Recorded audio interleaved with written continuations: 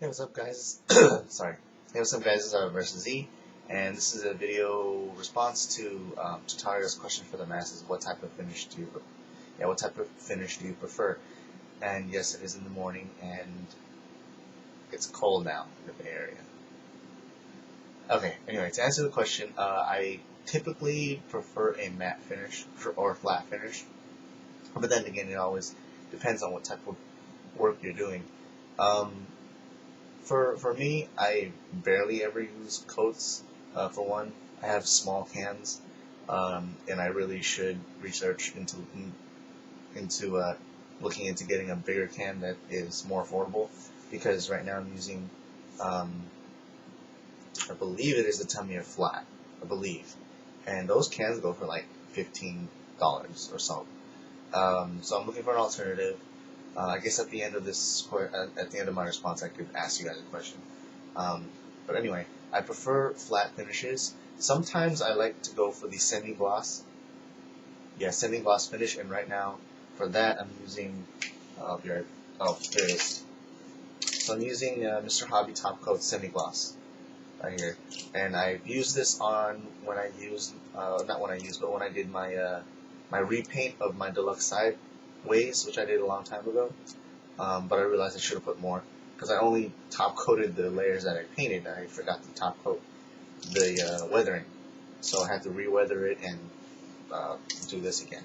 So what I did with actually for the car parts, the body, I used semi-gloss, and then for the body pieces itself, like the robot parts, I did flat. So I tried to mix both. It was hard doing that because I actually had to break the transformer apart. Of course, that's how a lot of I'm pretty sure that's a lot of the um, transformers customizers do their thing anyway. They take it apart and do it separately, just like you would with a model kit. So preferably, I like to use flat because, especially if I were to weather a model kit, like with my like with the project that I plan to do with my Mushigunda Mark II, I want to flat coat it, do some weathering, and then do another spray coat of flat.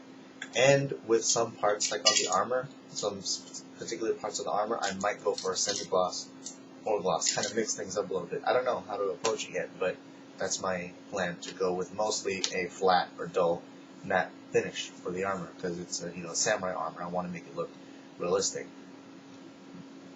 Now there are instances though where I would like to use semi-gloss. Like, let's say I had an action figure. This is a bad example. Well, somewhat of a good example, but I'm not going to touch this in terms of like customizing or anything. But you know how the Predator skin is not, well, it's kind of moist looking. It's got a gloss finish to it. That's probably when I would use gloss or semi-gloss. And then for, let's say, his armor parts, it's all worn out and whatnot, and he walks around the jungle and probably gets shot at. That's when I'd use a flat finish. So that's I guess mainly I use semi-gloss and flat, but mostly probably, let's say, 60 or 80% of the time, 60-70% of the time, I would use flat. So that's my response to that. And I guess my question is, for those of you who actually use brands aside from Tamiya or Mr. Hobby, I want to know what a good brand is to use or to get for flat finishes and semi-gloss. Is it Rust-Oleum? Is it Krylon? Um, or whatever else is out there. So I guess that's my question to you. You don't have to you don't have to respond to it like you would with a video response or whatever. Just kind of suggest it to me or whatever. So and just like comment it down there if you know an answer. So that's my response to Chetario's question, and thanks for watching.